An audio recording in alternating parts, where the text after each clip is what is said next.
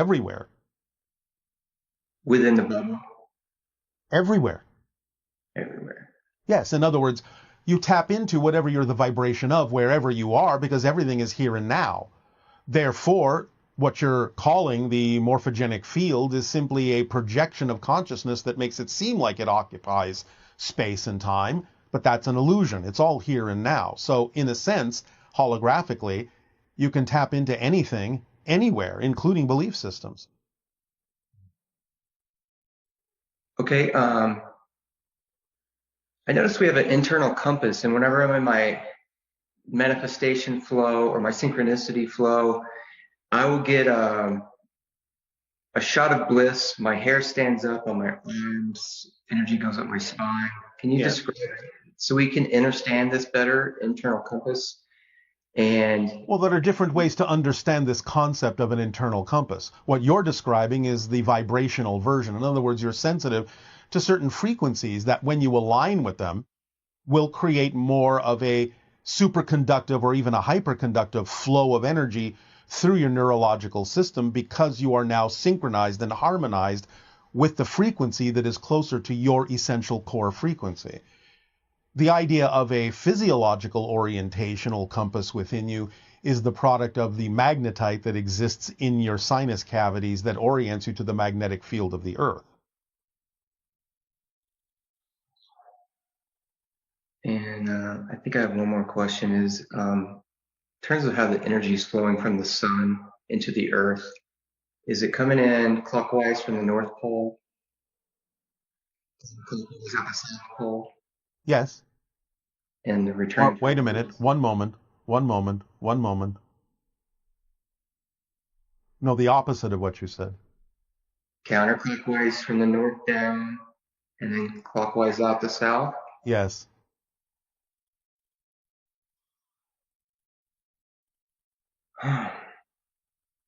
Will that do? Thank you for this opportunity. That was all I had. All right. We thank you for the co-creation of the interaction. Good day. Good day to you.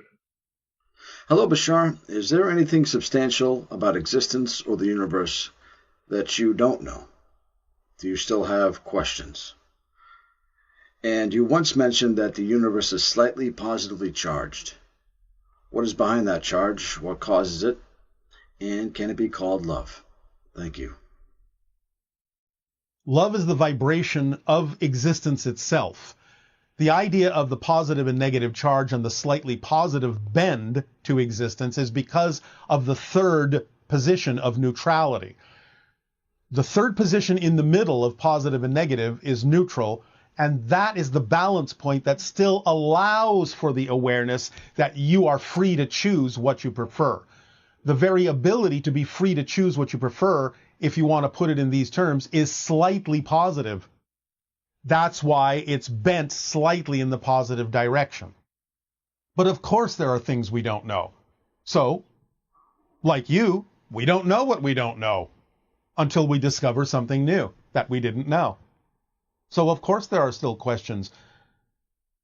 Discovery, exploration, never ends as far as we can tell. There's no such thing as an ending to it. So of course there are things we don't know because there are things that are not relevant for us to know. And there are things we don't know that would be relevant for us to know that we will discover in the process of exploration of ourselves and existence. But unconditional love itself is the frequency. It's your translation of the frequency of existence itself. It's unconditional. It allows you to create whatever you prefer, whatever you believe is true at any given moment, positive, negative, and neutral. Hello, Bashar. And to you, good day. I just want to take a brief moment to say thank you so much for all the information you and Darryl bring through. My life has become absolutely magical All right. as a result of following the formula. Yes, well, thank you for choosing to do that and creating the magic in your life. And on the topic of magic, my first question relates to a series of experiences that my husband and I have been having. Yes. We've been synchronistically guided to the particular permission slip of doing some shamanic ceremonies. Yes. during one of these ceremonies, I started to notice something flying out of the corner of my eye, just a gray flying blur. And at first I was only seeing it out of the corner of my eye. And then during later ceremonies, it started flying in front of us and it started engaging our animals. And then we realized, oh, our animals can see this thing too. Probably before you did. Yes, I think so. I think so for sure. And it just looks like a flying blur. It's something that moves really, really fast. Yes. And throughout the ceremonies that we've done, we've had more and more contact with this being, to the point where one time my husband had fallen asleep and I saw it again out of the corner of my eye. I was able to follow it, and then suddenly it grazed both of my hands as it flew by. And it was so startling, and it was so warm to the touch. The temperature was very, very warm. It's because it's on a higher frequency, and therefore it activated more molecular action in your hands.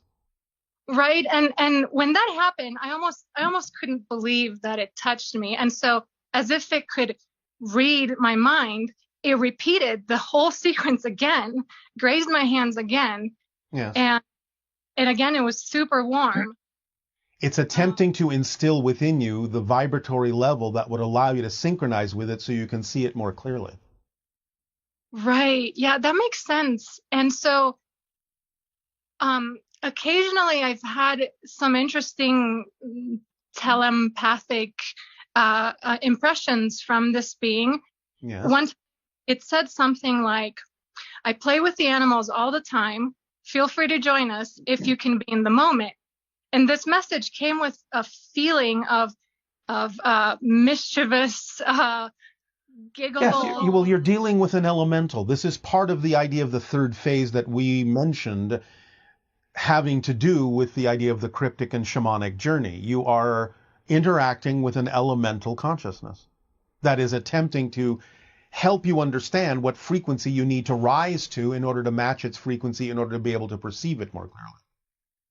That makes sense. And when you say elemental, is there anything more you can give me about that? Like, is it a fairy? Does it have a name?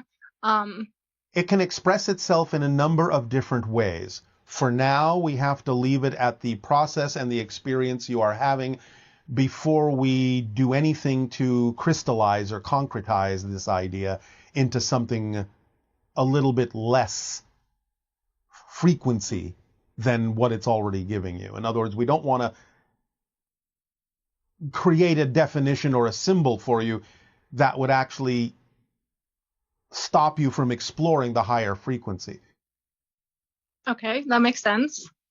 And I'm getting this feeling that this being wants me to communicate to other people that they are around us, that they are around Yes. most, that they're just waiting to make contact, that they want. Well, they're not waiting, but the idea is that they understand that it can be done and that this is the time when your awareness that it can be done can be enhanced, which is why, in a sense, we're now at the timing where more of the cryptic meditational exercises can be given.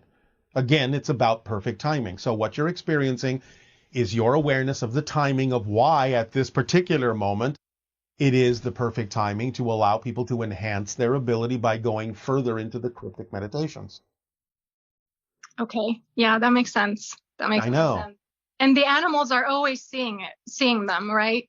Pretty much. Not always, but pretty much, yes. So when I'm hanging out with my cat and my cat suddenly looks above my head and follows something with their eyes, is that the same thing?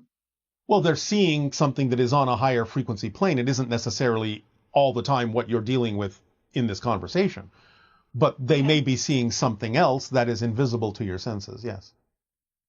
Okay. Well, I'm really interested in this elemental thing, so I think I'm going to go explore that. All right, then do so and have fun. Thank you very much. Ha'atu. Ha'atu and aveo.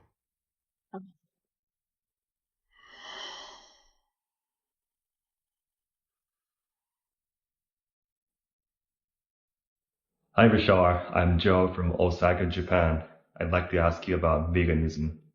So I became a vegan about 4 months ago, and it's been serving me pretty well. There are multiple reasons why I became a vegan, but ultimately it all comes down to this notion that you've talked about before, that people are in nature, isolated individuals within it. I think that living in harmony with other animals, it's critical for us to go to the next level, if you will. So here are my question. First one, what's your thought on veganism? Second one, is it have to do with people consciousness? Trying to spread the idea of veganism throughout Japan, which became one of the things. Thank you, Bashar. Bye. Living in harmony with anything is essential for you to continue to raise your frequency. Veganism can be a result of living on a certain frequency level where you simply lose the urge to eat certain things that have to do with animal product. But it doesn't necessarily have to be that way for everyone right away. In other words, don't force yourself. Let it be your natural biological urges to come and go. If you are centered within yourself, you will know what you're attracted to consume. Sometimes a body on your planet at this time may need certain amounts of meat protein, although most of you don't need as much as you think. But the idea, of course, is how it's done, how the relationship is formed. In many indigenous societies that hunt, remember that they're doing it in a way, generally speaking, or at least they used to, that is more in harmony with nature in the sense of culling the animals that are not necessarily the strongest. So the idea is that the animal itself, in its state of being, is choosing to be of service as the human is choosing to be of service to the animals in that particular kind of a relationship of consuming the animals that may be lessening the strength of the entire group of animals to allow the entire group of humans to also become stronger. But again, as you raise your frequency, you may simply naturally find that you're no longer gravitating or have the urge to eat what might be referred to as denser matter, and you might go for the lighter. But still remember that vegetables also have a consciousness. So again, as you evolve, you may eventually come to the point where you simply absorb energy directly, as we do in our civilization, because we don't eat anymore at all. But the idea is, again, that that doesn't mean that we're more spiritual or that we're better than you are. We simply exist on a different vibrational level that doesn't require those kinds of activities. And the animal life on our planet is symbiotic. They're not predatory. So no animal is ever killed in an exchange of energy. But again, don't in any way, shape, or form negatively judge yourselves for the state that you're at, because that'll only hold you back. Simply allow there to be a natural biological rhythm of what needs to go on, and just do your best to make sure that any relationship you have with an animal is the most natural connection, organic expression that it can be, no matter what that relationship may be. So that's how you evolve, is by letting what is be done in a more natural way and simply letting it change in its own natural timing. Hello, Bashar. And to you, good day. I'm so excited to be able to speak with you again. We are excited as well. So my first question has two parts to it. Yes. Have you observed other civilizations on other planets going through their awakening? And part of that process it includes those beings realizing and waking up to the fact that their leaders don't have their best interest in mind. And lastly, how does the Interstellar Alliance assist with those beings who are wanting to wake up and break free? All right. First and foremost, yes, we are interacting with other civilizations who are going through their own awakenings. There are a few, relatively few, that are in a position of their awakening where they are experiencing the idea of oppression or control in the way that you're experiencing it on Earth. We find that that's relatively uncommon, at least in our experience with other civilizations. So the idea of their awakening doesn't necessarily involve some of the same techniques or approaches that are utilized with regard to our relationship to your world and the few other ones we have seen that might be somewhat similar to what you're going through and the way you're going through it in terms of your awakening. The Interstellar Alliance, just like some of the enhancing bodies in our own planetary civilization, simply work to enhance, expand, magnify, and amplify the idea of stability, of peace, and in magnifying and amplifying this synchronistically, it radiates a vibration out through the galaxy that allows people another option to tap into. And we remind them that they can. We remind them that that vibration is there for them. This is one of the things we are doing by sharing information with all of you, so that if you tap into it and harmonize with that vibration, that organizational synchronistic vibration that allows our society to operate on pure synchronism all the time, then you will start experiencing yourself, navigating yourself through different parallel versions of Earth that become more and more and more and more reflective of that particular vibrational experience. The idea of quote unquote breaking free is not exactly the definition to use, because it implies that you are somehow not capable of shifting in the way that you prefer to, that somebody can actually control you, that you are assuming you're in the same reality just because you can see them. So we would suggest you don't operate from that particular point of view, because that's, in a sense, what gives oppressors their power, or seems to, or at least creates the illusion that they have more power than they actually do, is to simply convince you that they can control you, that they can determine what reality you experience when they can't. So the idea is to start from a definition that says, just because I can see you, just because you are doing things that I don't prefer, doesn't mean I'm in the same reality. It's like there's a glass wall between you. Okay. Does that help? It helps tremendously. Thank you. So just to add some more clarity on those planets and those civilizations, are there examples where other ET beings who are negative are, kind of try to come in and take advantage and oppress those beings who either A, have no clue that that's happening, or B, they don't know what to do? So I guess my question is, does the Interstellar Alliance assist in that way on that level? To some degree, but what you're describing is exceedingly rare. Exceedingly, okay. Rare. In other words, it is rare that when beings have the capability of traveling to other planets with other civilizations, they will usually already have surpassed any need to oppress others in another star system, because they will have understood that the only way they can actually get there is to have a completely different understanding of their relationship to existence. And there would be no need to oppress anything, because there is more than enough for everyone. So the idea of control in an oppressive sense usually vanishes in most civilizations with the understanding of actually how to travel to the stars, because you start really experiencing the abundance of existence.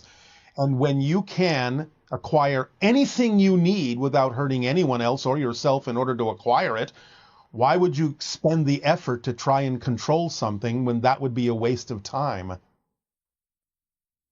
Right. Okay. You've also spoken about in previous transmission this time that we're going through right now.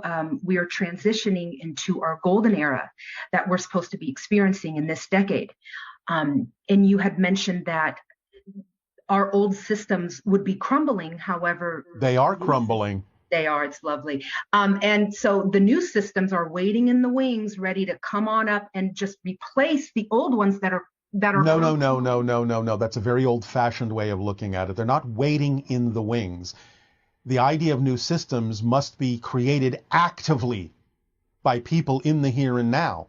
They're not waiting in the wings. Yes, there are some things that have been done that can be revived and applied, so to speak, But it's not the idea that they're just waiting in the wings. It requires the activity of people moving in those directions and taking those actions for those new systems to be applied and implemented.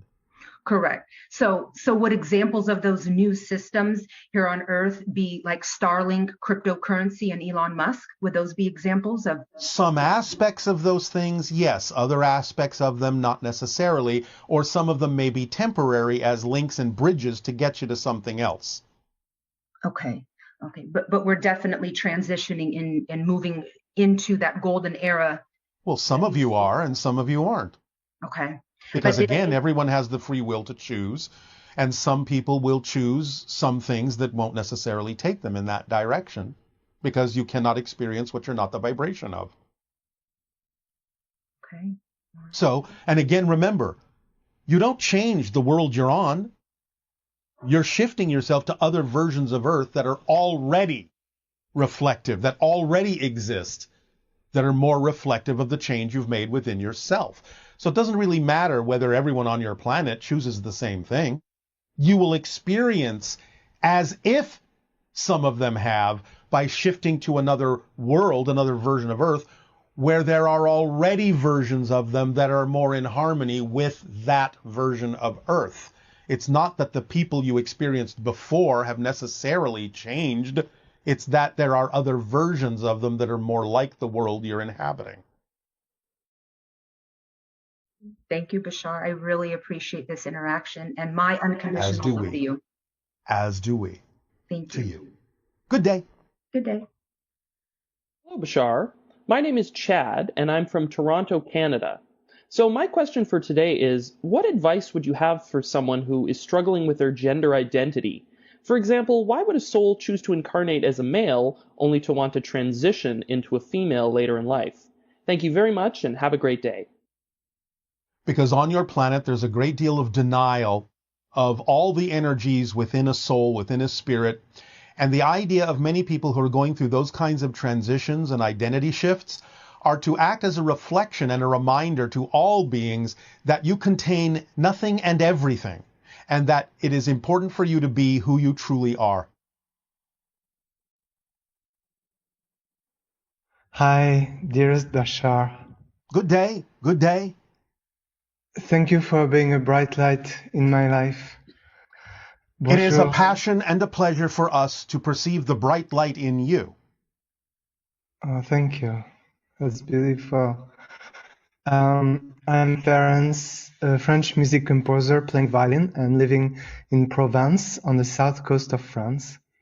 Oh. So my questions are about music. Yes. First question is about music composition, and all music composers are all time on this planet, including myself. When we compose music, we are creating something of our own, or are we channeling music from higher dimensions? Like for those trying to create peace with music like me, is it that everything we compose is kindly sent to us by some higher beings, or is it a new music creation? Both. Both. Remember, it's this and that, not this or that. The idea is that you are a specific channel that receives higher energy vibrations, not only from other dimensions, other levels of consciousness, but including your own higher mind. And in receiving those vibrations, you, as the unique personality that you are, with the free will you have to express yourself in any way you so desire, are translating those vibrations into a unique new creation through you that is different than what anyone else would create. So even though you are receiving vibrations from other realities, other dimensions, higher frequencies, you get to, as the particular conduit that you are, bring those vibrations through and translate them into music in your unique way. So it's both.